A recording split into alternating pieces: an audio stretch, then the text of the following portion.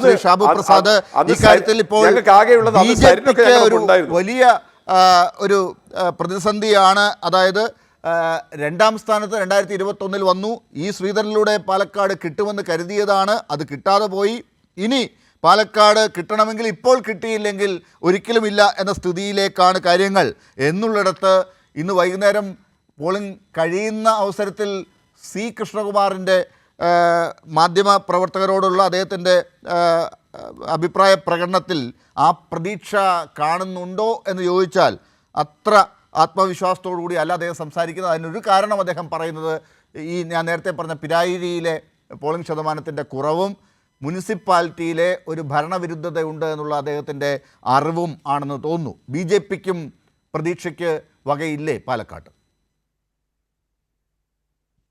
താങ്കളുടെ തോന്നലുകൾക്കൊന്നും എനിക്ക് മറുപടി പറയാൻ കഴിയില്ല. കാര്യം അവരവരുടെ തോന്നലുകൾ എന്ന് പറയുന്നത് അവരവരുടെ ചിന്തയും അവരവരുടെ താല്പര്യങ്ങളും അനുസരിച്ചായിരിക്കും സാധാരണഗതി തോന്നലുകളും ഉണ്ടാവുക. അതുകൊണ്ട് താങ്കളുടെ തോന്നലുകൾ ആ തോന്നലുകളായി തന്നെ ഇവിടെ ഇരിക്കട്ടെ. പിന്നെ ഇവിടെ ശ്രീ പ്രേംകുമാറും താങ്കളും ഒക്കെ ഇവിടെ ആവർത്തിച്ച് പറയുന്നത് കേട്ടു, പാലക്കാട്ട് തീർച്ചയായും ജനങ്ങൾ ആഗ്രഹിക്കാത്ത ഒരു തെരഞ്ഞെടുപ്പ് അവരുടെ മുകളിൽ അടിച്ചേൽപ്പിക്കുകയായിരുന്നു, അതിൻ്റെ ഒരു പ്രതിഫലനം തീർച്ചയായും അവിടെ ഉണ്ടാകും എന്ന്. അപ്പോൾ തൊട്ടടുത്ത് കിടക്കുന്ന ചേലക്കരയിൽ ജനങ്ങൾ ആഗ്രഹിച്ചിരുന്ന ഒരു തെരഞ്ഞെടുപ്പാണോ എന്നുകൂടി നമുക്കൊന്ന് ആലോചിക്കേണ്ടതുണ്ട്. അതുകൊണ്ട് പറയുമ്പം ഇങ്ങനെയും കൂടെ ഒരു വശം അവിടെ ഉണ്ട് എന്നൊക്കെ ആലോചിക്കുന്നത് നല്ലതാണ്. ഞാൻ ആ ചോദ്യം ഉന്നയിച്ചതിന് കാരണം കേരളത്തിൽ നമുക്കറിയാം LDFും UDFുമാണ് പ്രധാനപ്പെട്ട രണ്ട് മുന്നണികൾ. ഇവിടെ BJPയെ എങ്ങനെ അധികാരത്തിലേക്ക് കൊണ്ടുവരരുത്, വർഗീയതയെ എങ്ങനെ അകറ്റി നിർത്താം എന്നുള്ള കാര്യത്തിലാണ് ഈ രണ്ട് മുന്നണികൾ തമ്മിൽ മത്സരിക്കുന്നത് എന്നുള്ളതാണ് നമ്മുടെയൊക്കെ അറിവ്. അതനുസരിച്ച് പാലക്കാടും ചേലക്കരയും തമ്മിൽ താരതമ്യം ചെയ്യുമ്പോൾ BJP ഒരു ത്രെട്ടായി നിൽക്കുന്നത് പാലക്കാട്ടാണ്. അതുകൊണ്ടാണ് പാലക്കാട് ഒരു റിസ്ക് ആണെന്നും അവിടെ ഒരു തെരഞ്ഞെടുപ്പ് ആഗ്രഹിച്ചിരുന്നില്ല ഈ മതേതര വോട്ടർമാർ എന്ന് ഞാൻ സൂചിപ്പിച്ചത്. എൻ്റെ ചോദ്യത്തിൽ മതേതര വോട്ടർമാർ എന്നുള്ള ഭാഗം താങ്കൾ കണ്ടില്ല എന്ന് തോന്നുന്നു. അല്ല, ഈ ഒരു കാര്യമുണ്ട്. പാലക്കാട് കഴിഞ്ഞ തെരഞ്ഞെടുപ്പിലെ 2ാം സ്ഥാനത്ത് വന്നത് BJP ആണ്. നിങ്ങൾ LDF ഡിസ്റ്റന്റ് തേർഡാണ്. അതായത് പാലക്കാട്ട് ഏറ്റവും കൂടുതൽ ജനങ്ങൾ അംഗീകരിക്കുന്ന 2ാമത്തെ കക്ഷി BJP ആണ് എന്നാണ് അതിൻ്റെ അർത്ഥം. അതുപോലെ കഴിഞ്ഞ തെരഞ്ഞെടുപ്പിലെ 2021 തെരഞ്ഞെടുപ്പിൽ ഷാഫി പറമ്പില് കഷ്ടിച്ച് 3000 വോട്ടിന്റെ ഭൂരിപക്ഷത്തിനാണ് അവിടെ ജയിക്കുന്നത്. അല്ല, അതിനൊരു കാരണമുണ്ട് സാർ. ഈ BJP ഡിസ്റ്റന്റ് സെക്കൻഡ് ആയതിന് ഒരു കാരണം ഈ ശ്രീധരനാണ്. ഈ ശ്രീധരൻ എന്നുള്ള സ്ഥാനാർത്ഥി അവിടെ വന്നതുകൊണ്ടാണ് ഈ ഷാഫി പറമ്പിലും ശ്രീധരനും തമ്മിലുള്ള വോട്ട് വ്യത്യാസം വളരെ നേർത്തത്. അത് ഇത്തവണ ഇല്ല, അത്തരം ഒരു പ്രതിഭാസം ഇത്തവണ ഇല്ല. അത് തന്നെ. അതുപോലെ വേറൊരു 2016 BJP ആണ് അവിടെ 2ാം സ്ഥാനത്ത് വന്നത്. പിന്നെ വേറൊരു പ്രതിഭാസം കൂടി ഇത്തവണ ഇല്ലാത്തതായിട്ടുണ്ട്. ഇത്തവണ CPM ക്രോസ് വോട്ട് ചെയ്യില്ല എന്ന ഒരു പ്രതിഭാസം കൂടി ഇത്തവണയുണ്ട്. കഴിഞ്ഞ തവണത്തെ CPMന്റെ ക്രോസ് വോട്ടിങ്ങിന്റെയും കൂടെ ഫലമായിട്ടാണ് ഈ BJP ഡിസ്റ്റന്റ് സെക്കൻഡ് ആയതിന് ഒരു കാരണം ഈ ശ്രീധരനാണ്. ഈ ശ്രീധരൻ എന്നുള്ള സ്ഥാനാർത്ഥി അവിടെ വന്നതുകൊണ്ടാണ് ഈ ഷാഫി പറമ്പിലും ശ്രീധരനും തമ്മിലുള്ള വോട്ട് വ്യത്യാസം വളരെ നേർത്തത്. അത് ഇത്തവണ ഇല്ല, അത്തരം ഒരു പ്രതിഭാസം ഇത്തവണ ഇല്ല. അത് തന്നെ. അതുപോലെ വേറൊരു 2016 BJP ആണ് അവിടെ 2ാം സ്ഥാനത്ത് വന്നത്. പിന്നെ വേറൊരു പ്രതിഭാസം കൂടി ഇത്തവണ ഇല്ലാത്തതായിട്ടുണ്ട്. ഇത്തവണ CPM ക്രോസ് വോട്ട് ചെയ്യില്ല എന്ന ഒരു പ്രതിഭാസം കൂടി ഇത്തവണയുണ്ട്. കഴിഞ്ഞ തവണത്തെ CPMന്റെ ക്രോസ് വോട്ടിങ്ങിന്റെയും കൂടെ ഫലമായിട്ടാണ് അവിടെ ഷാഫി പറമ്പിൽ ജയിച്ചത്. വേറൊരു പ്രതിഭാസം എന്താണെന്ന് ചോദിച്ചാൽ മുനിസിപ്പാലിറ്റി ഭരിക്കുന്നത് BJP ആണ്. ആ മുനിസിപ്പാലിറ്റിയോട് പാലക്കാട് വല്ലാത്ത ഭരണവിരുദ്ധതയുണ്ട്. അവിടുത്തെ റോഡുകൾ, അവിടുത്തെ ടൗൺ ഹാൾ, അവിടുത്തെ നഗരവുമായി ബന്ധപ്പെട്ട മിക്കവാറും കാര്യങ്ങളിലൊക്കെ ജനങ്ങൾ വല്ലാതെ വെറുത്തിരിക്കുകയാണ്. കാര്യങ്ങൾ നമ്മൾ എല്ലാ ചർച്ചയിലും കാണുന്നതാണ്.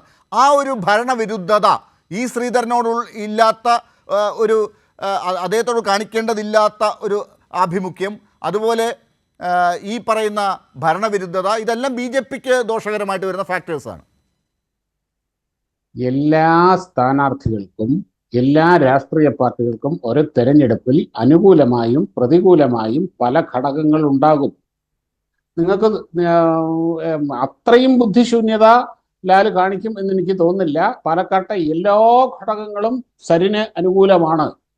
അല്ലല്ല, ഞാൻ സരിന്റെ കൂടെ നിന്നല്ല പറയുന്നത്. ഞാനിപ്പോ താങ്കളോട് ചോദിക്കുന്നത് BJP-യുടെ ഗുഡ് ഫാക്ടേഴ്സും ബാഡ് ഫാക്ടേഴ്സും വെച്ചുകൊണ്ടുള്ള ചോദ്യങ്ങളാണ്. അപ്പൊ അതിനകത്ത് BJP-ക്ക് താങ്കൾ ഈ പറയുന്ന 2021 നേട്ടമുള്ള ആ കണക്ക് തന്നെ അതുപോലെ വെച്ചുകൊണ്ടാണ് താങ്കൾ ഈ മറ്റുള്ളവരിൽ നിന്ന് ഷാഫി പറമ്പിലിനുമായിട്ടുള്ള ആ താരതമ്യം വെച്ചിട്ടാണ് താങ്കൾ ഇപ്പോൾ പറയുന്നത്. അത് ശരിയല്ല എന്നാണ് ഞാൻ പറഞ്ഞത്. ലാലെ, ഞാൻ പറയാം, എനിക്ക് ഒന്നാമത് സുഖമില്ല. ഞാൻ താങ്കളടുത്ത് പറഞ്ഞത് വെറുതെ കിടന്ന് ഒച്ചയും വിളി ഉണ്ടാക്കാൻ എനിക്ക് എനിക്കറിയാം. താങ്കൾക്ക് നേരത്തെ വിളിച്ചപ്പോഴേ പറഞ്ഞതാണ്. താങ്കൾക്ക് തലവേദന ഉണ്ടാക്കുന്ന വരുന്നത് ഒഴിവാക്കാൻ പറ്റില്ല. അല്ല, തലവേദന എന്ന് പറഞ്ഞു കഴിഞ്ഞാൽ എൻ്റെ തലയ്ക്കുള്ള ഫിസിക്കൽ വേദനയുടെ കാര്യമാണ് ഞാൻ പറഞ്ഞത് കേട്ടോ. ഫിസിക്കലി എൻ്റെ തലവേദനയുടെ കാര്യമാണ് പറഞ്ഞത്. അല്ലാതെ എൻ്റെ മനസ്സിന് എനിക്കൊരു തലവേദന ഉണ്ടാക്കാൻ ലാൽ വിചാരിച്ചാൽ നടക്കില്ല കേട്ടോ. അത് അതിനെ ഞാൻ പറയാം. എന്തുകൊണ്ട് BJP BJPക്ക് ഇനി ഞാൻ പറയട്ടെ. ഇനിയിപ്പം താങ്കളിവിടെ പറഞ്ഞല്ലോ കണക്കുകൾ, പഴയ കണക്കുകൾ വെച്ചിട്ടുണ്ട്. നമ്മുടെ കയ്യിലുള്ള അവസാനത്തെ കണക്കുകൾ വെച്ചുകൊണ്ട് മാത്രമാണ് നമ്മൾ സംസാരിക്കുന്നത്. അത് 2021 അസംബ്ലി തെരഞ്ഞെടുപ്പും 2024 പാർലമെന്റ് തെരഞ്ഞെടുപ്പുമാണ് ഇപ്പോൾ നമ്മുടെ മുമ്പിൽ അവൈലബിൾ ആയിട്ടുള്ള ഡേറ്റ.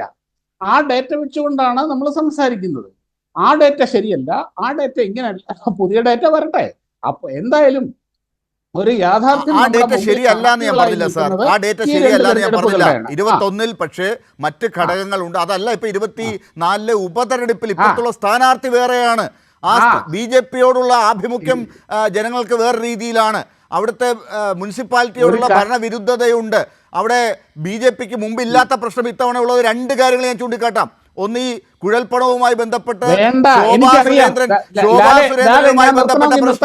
ശോഭാ സുരേന്ദ്രനുമായി ബന്ധപ്പെട്ട പ്രശ്നം, സന്ദീപ് വാര്യർ ഇല്ല, ഇത്രയുണ്ട്.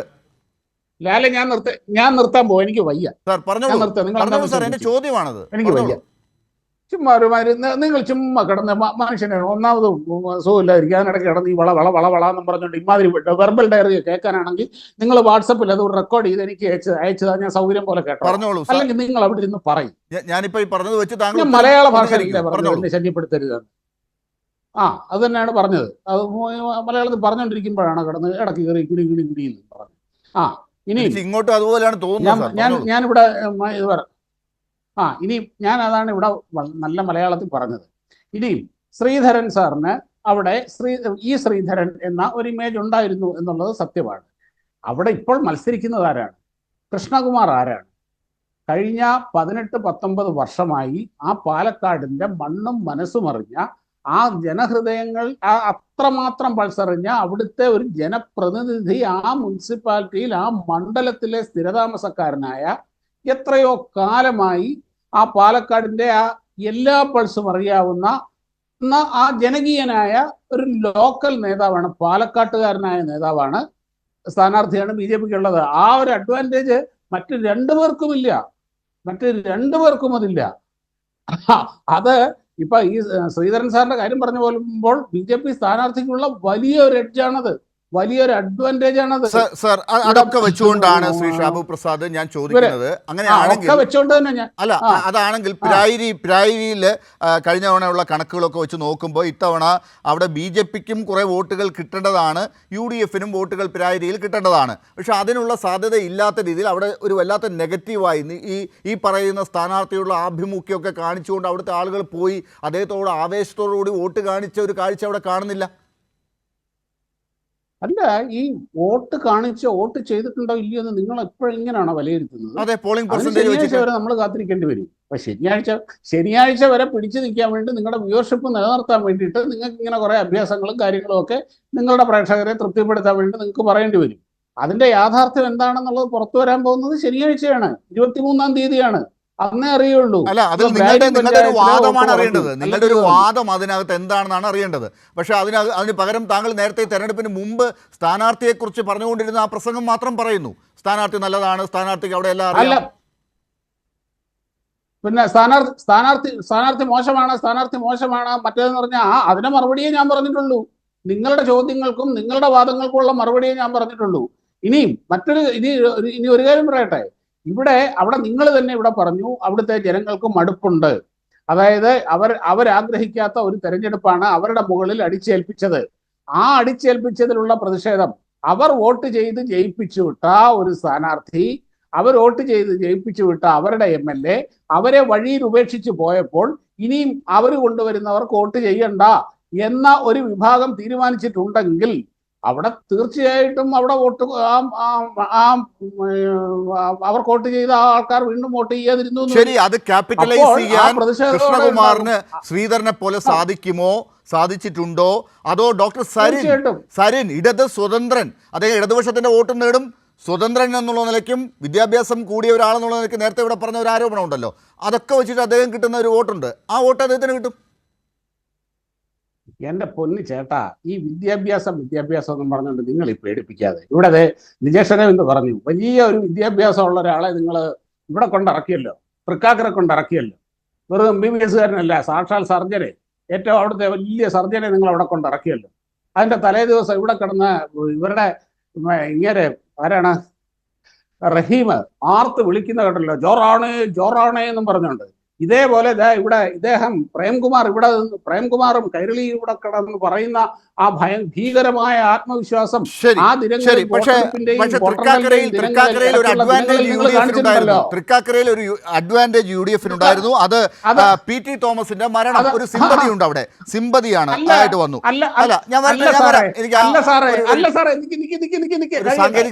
ഒരു സാങ്കേതിക പ്രശ്നമുണ്ട്, താങ്കളിലേക്ക് വരാം, ഒരു കണക്ഷൻ പ്രശ്നമുണ്ട്.